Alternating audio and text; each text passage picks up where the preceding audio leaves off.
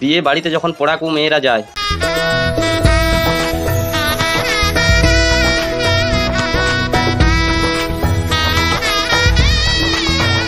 বিয়ে বাড়িতে যখন পড়াকু ছেলে যায়। পৌঁছে গেছি দাদা। হ্যাঁ বলছি মালের ব্যবস্থাটা যে ছিল কোথায়?